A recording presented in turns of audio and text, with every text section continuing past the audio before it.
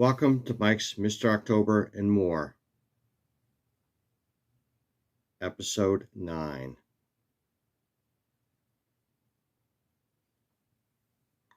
So today I'm going to do an episode on a team that I've been intrigued with for a number of years, and that would be the Houston Colt 45s. So as you can see, I'm wearing their cap today, and I got their t-shirt. Always had an affinity for the Colt 45s for some reason. So what I'm going to show you is the 1964 Topps baseball cards of the Colt 45s.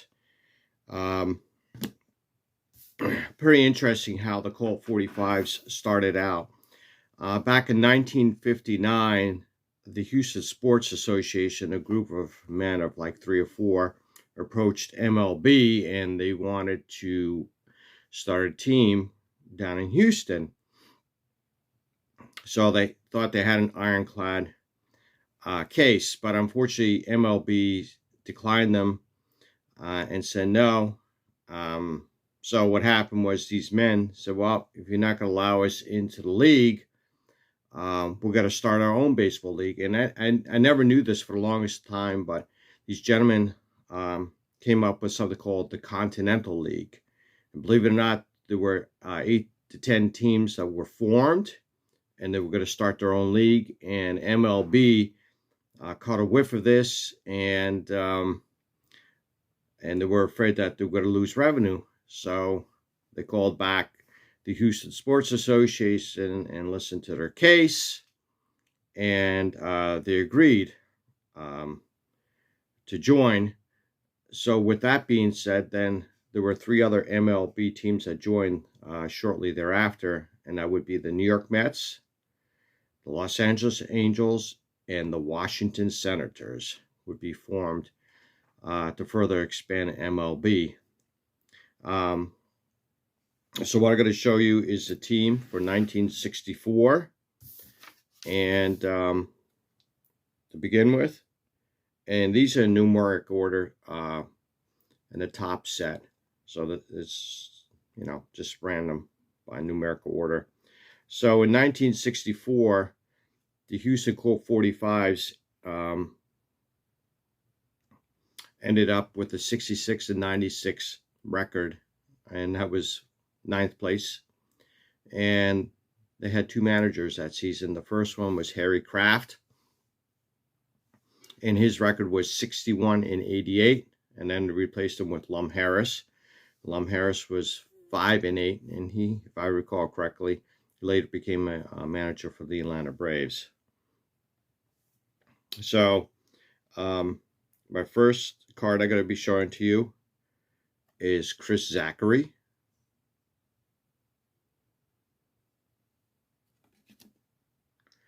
And a lot of people are going to be familiar with this player, and that's Jim the Toy Cannon Wynn. And he went to play on with the Los Angeles Dodgers. Great power for a short guy. Next player would be Hal Brown.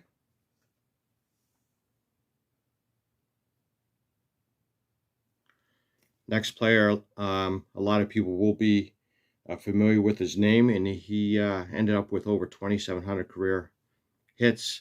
I have a short story to tell you about this gentleman, Rusty Staub, La Orange.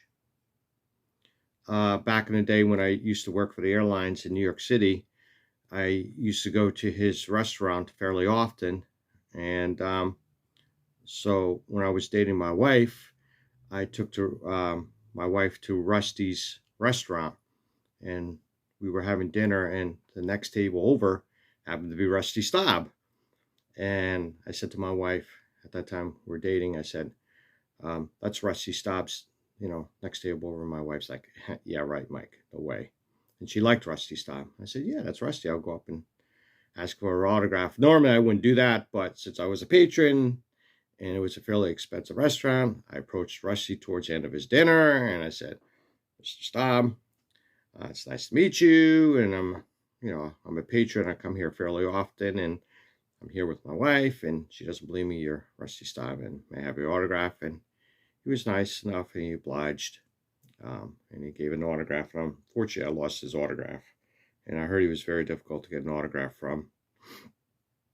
Anyways, that's my story, meeting Rusty Staub at Rusty's Restaurant. And next player is going to be Pete Runnels.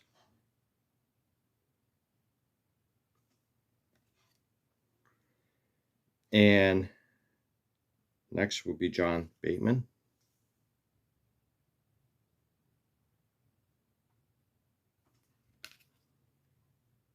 Next is going to be Ken Johnson.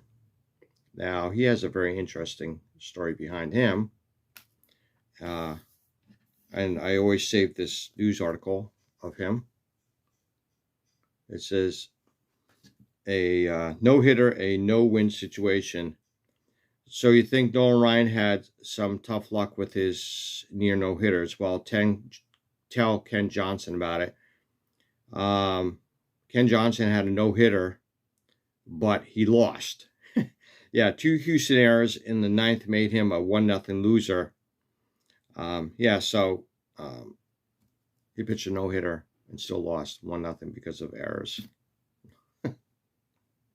which is rather unfortunate. But anyways, the next players could be Carl Warwick. Most of these players you've never heard of. Now this player, you've heard of, everybody, Nellie Fox. Most people don't know that Nellie Fox played for the Houston Colt 45s. Next one is going to be rookie cards, Jerry Grody and Larry Yellen. Of course, Jerry Grody went on to play for the Mets for a number of years and being their starting catcher. Next one, Jim Owens.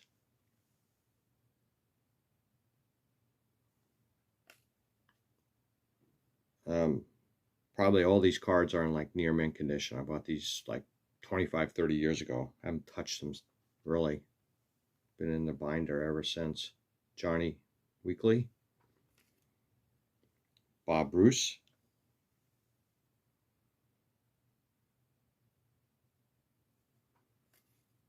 And as you know, almost the stadium was like similar to Arlington Stadium, a little smaller, but as you know, temperature was quite hot, unbearable.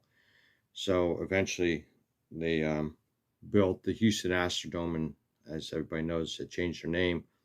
But just jumping a little ahead, I don't know if anybody knows who is the first Major League player to hit a home run in the Astrodome in a baseball game.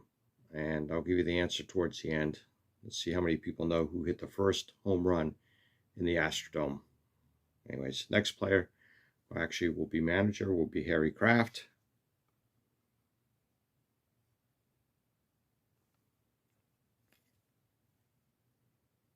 Bob Lillis, next one.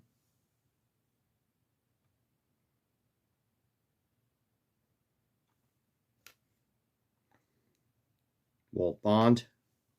Now, there's a sad story behind Walt Bond. In 1964, he led the team in home runs with 20 home runs, 85 RBIs, and he had actually, believe it or not, 7 triples. And Walt Bond was like 6'7", 6'8". He was the tallest outfielder in Major League history until none other than present-day player Aaron Judge. And even Casey Stengel commented about him, how big he was and what strength he had. And a very tragic story about him. He had a very promising career, but he passed away before he was even 30. He unfortunately had leukemia, and he died from leukemia, which is rather unfortunate for such a promising player with such power and speed. Next player is going to be Dave Gusty. If I'm not mistaken, he went on to play several years with the San Diego Padres or the Pittsburgh Pirates, if I'm not mistaken. Next one's going to be Hal Woodchick.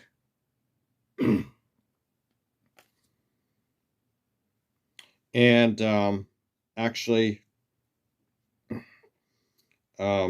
I'll give you a little bit more information. Here's Jim Umbrick.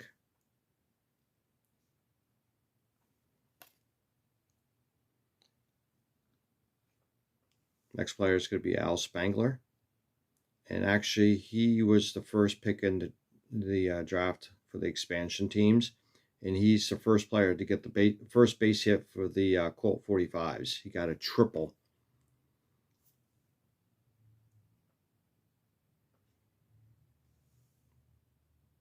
Don Nutterbart. And here we go, Bob Aspermonte.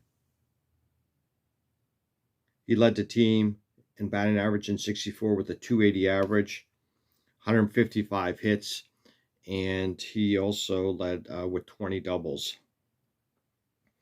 And the leader for most wins was Bob Bruce. He had a respectable 15 wins and 9 losses with 135 strikeouts. And Hal Wardishik had, believe it or not, he had 23 saves, which is pretty respectable, especially back then. Next card is going to be Jim Beecham. Went on to play for the Mets, as most people know. And Mike White. I don't even know if he ever played for the 45s. Next player is going to be Clyde Raymond.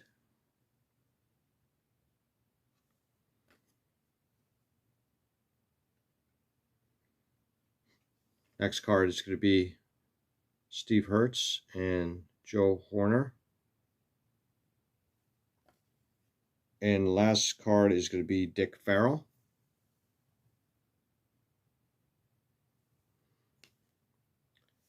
And I'm going to show you a recap of the whole Colt 45 team. So let me turn around the camera and you can get a better look of all the players. And here's a recap of the 1964 Colt 45s.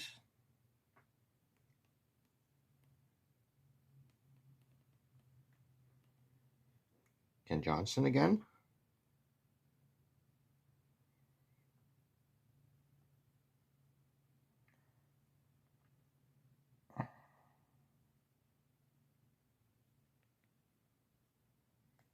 Now, Nellie Fox is a Hall of Famer and a 15-time All-Star. And he won several Gold Gloves.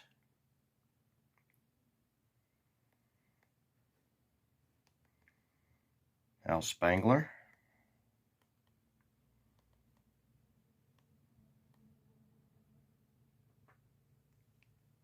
There's my Colt 45 sticker.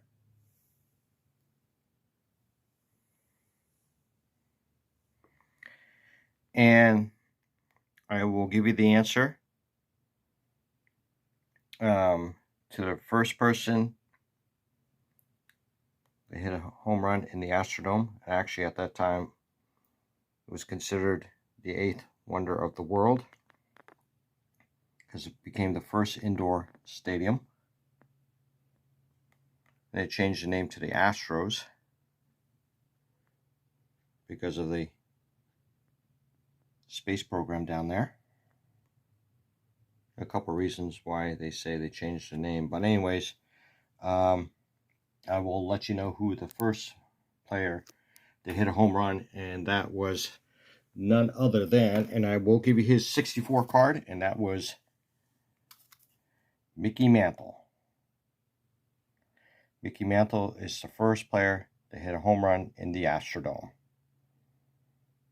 And the first player to hit a home run in the Astrodome in an official game, and that would have been the late Richie Allen.